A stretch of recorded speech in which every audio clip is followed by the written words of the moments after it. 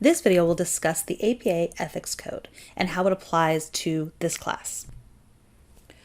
So we've seen this definition before, and basically just to remind you though that what research ethics are is basically this idea that researchers have responsibility to be respectful and honest to everyone who's affected by their research studies, not just those participating, but those outside that could be also affected. And keep in mind like the three identical triplets, and how that experiment not only affected their lives by them being separated and not knowing that they had siblings, but the families that adopted them, and then their own families when they grew up. And also that researchers have a responsibility to report accurate results. And so we'll talk about all these different things throughout this module. But first we're going to talk about how the American Psychological Association has ethical principles that guide us and the research that we need to do. So here I've just taken us to this page, and it has amendments. It's been amended several times. And basically it just has these the general principles, and then we have resolving ethical issues, competence, human relations, privacy, advertising, keeping records, education, research and publication, assessment, therapy. So, these 10 sections that are there to guide psychologists and keep them ethical. So there's two basic categories when you look at all of those sections, is ensuring the welfare and dignity of the participants or the subjects. And typically when you're talking about human studies, we use the word participants. Subjects is most often reserved for animals, and we'll talk about ethics with animals later on. So we're talking about human participants right now. And accuracy in reporting the research results. So we'll first talk about the ethics with human experiments, then we'll talk about the ethics with animal experiments, and then we'll come back and talk about ethics in terms of reporting results. In this video, we're going to talk mainly about human participants and what we need to do to ensure their welfare and dignity. So looking at the APA Ethics Code, we're going to talk about the ones that are most applicable to this class. So the first one is no harm. And so no harm basically means that the researcher is obligated to protect the participant from harm and any risks that need to be justified. So any risk would need to be justified. And again, it's that minimizing risk and maximizing benefits idea. Participants must also be informed of potential risks. So there is an area here that's a little bit debatable where clinicians are basically obligated to provide the best possible treatment. So if they are obligated to provide this best possible treatment, how can they do an experiment with a placebo? Or if they developed a new therapeutic technique that they thought was really going to be beneficial, how do they do an alternative? So that's where kind of there's a blurry line there. But when we're talking about, for this class really, in terms of experiments, we want to protect the participant from harm. Again, any risk of harm must be justified, and the participant must be informed of the risks, and we do that with that informed consent. And that is the next one that's applicable here. So the informed consent is going to give complete, and I should put that complete in quotes, information about the experiment is given to the participants. Of course, that their participation must be voluntary. There can't be any coercion there, because we want them to feel like they can leave the experiment at any time. And that's often something that's put into that informed consent, is that you are free to leave the experiment at any time. And that's where something like the Milgram experiment fell short. They did say that they could leave the experiment at any time, but they did keep pressuring them to remain. Of course, there's problems with this because one is information. Sometimes you can't completely inform. That's why I said that complete should be in quotes, little air quotes. You can't always completely inform the subjects without undermining the experiment and the outcome of the experiments. Sometimes deception is used and sometimes it is needed. So, but you need to inform them of any risks.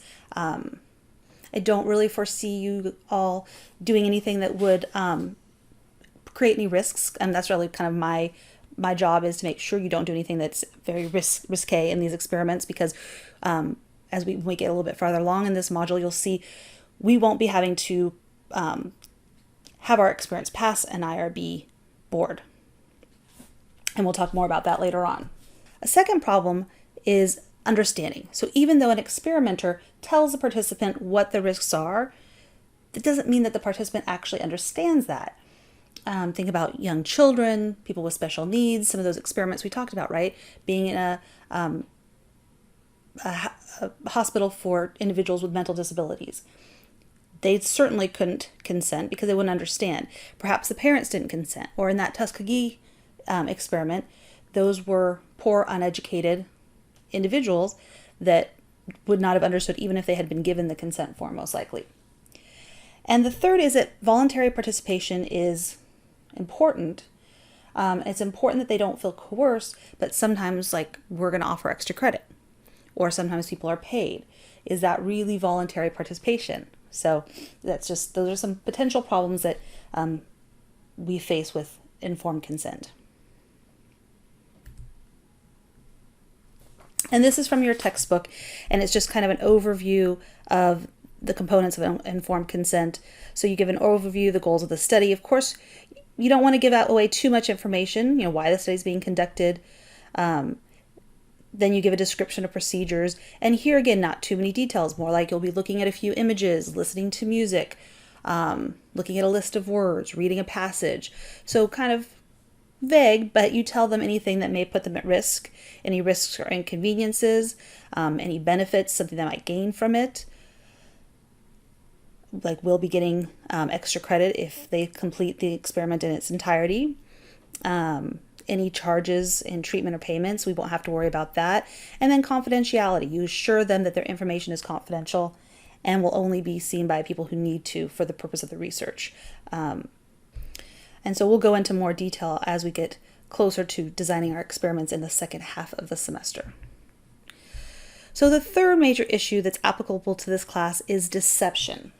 So the idea is that participants are deceived when they're not told the true nature of the study. Sometimes if the true nature of the study would change their behavior in some way, remember those demand characteristics, experimenter bias, reactivity that we talked about? So if the participants aren't told the true nature of the study, that may ease some of those. And there's two different types of deception that one may use. So passive deception is omission, where you just kind of leave it out.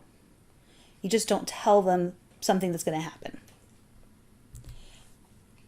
Active deception or commission is basically the idea of, using somebody, presenting false information, maybe telling them that the experiment is about one thing when it's really about another, or using confederates. Last semester, I had some students that wanted to try to get students to conform, and so they had questions, and then they created these graphs that they thought would make people change their minds about their answer. It's kind of like the Asch experiment with the Confederates in the room, except for they were doing it virtually. And so that was kind of an act of deception where they were creating this false information.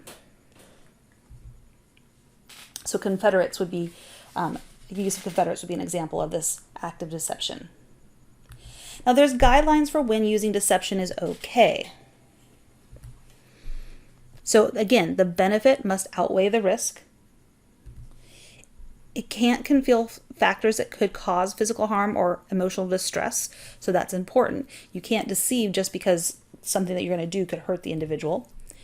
And at the end, there must be a debriefing, and we will have a debriefing whether or not your experiment contains deception. There will be a debriefing at the end. So debriefing is a complete explanation of the experiment after the experiment is completed. And again, especially important if it's used. You will have a debriefing regardless of whether deception is used. We may not provide a full explanation of the experiment, but you provide them with an email address where they can find the results and all of that at the end when the experiment is over.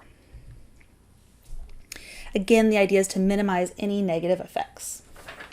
Explain the value and the importance of the study, justify any deception that you might have had, and answer the participants' questions. Since we're doing it virtually, we can't actually answer. A lot of times you'll hand out the debriefing or read it to them and then allow them to ask questions. Here you'll just have to provide, it will be my email address for them to ask any questions. Another thing that's applicable to this class is confidentiality. So this is important that all information that's collected in the study is private. Most likely, most of what you're going to collect isn't going to be in any way risque for the participant, but we want it to be private. We want it to be anonymous, so you're not tying results to the participant's name. And so to do this, you'll have to give them a participant number. By doing it in Google Forms, they'll kind of automatically get a participant number. Google Forms puts a lot of this information straight into a spreadsheet to you. Some of it even calculates some of the data for you, which is kind of nice. But we'll want it to be anonymous, so the results are not tied to the participant's name. They're tied to a participant number. And in order to do this, the results have to be coded in some way. So we want to have this anonymity for things like attitudes and opinions, measures of performance, demographic characteristics, really anything. That's the goal, is to keep everything anonymous and private.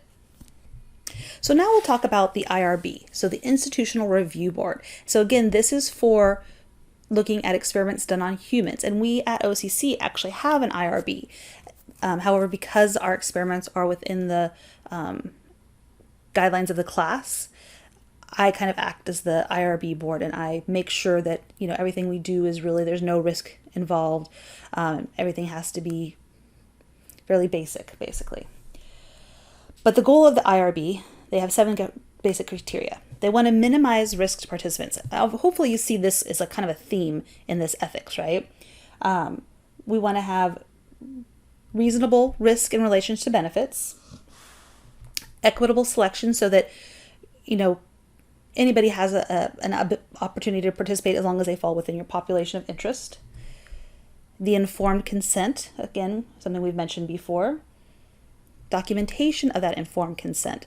So making sure that you keep that record so somebody can't come back and say, I didn't agree to participate in this. Data monitoring, and privacy and confidentiality.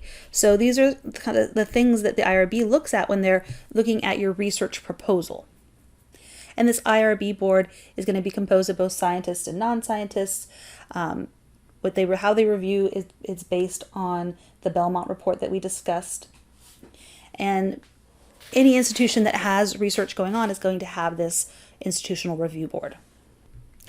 And there are 3 categories that a research project can fall into. Category 1 is exempt, because basically they say there is no risk. And so that's kind of what we're going for, is this no risk. Although we're going to be doing a little bit more than an anonymous mailer or a survey, your book puts class projects under category 2. OCC says that it falls under category 1. So category 2 would be an expedited review. So again, most college experiments, maybe not run within the confines of a class, but at a research university where people are running different research projects for their graduate programs and whatnot. And this would be expedited, would mean that it would happen in a matter of weeks versus a matter of months. Category 3 is a full review. So here's where maybe you're using a special population like the elderly or people with some sort of special needs or something like that. Or maybe you're using unusual equipment or procedures. You're going to use an MRI or EEGs or something else. Or that it could be invasive. So this is where you have a full review, and this can take months to go through this process.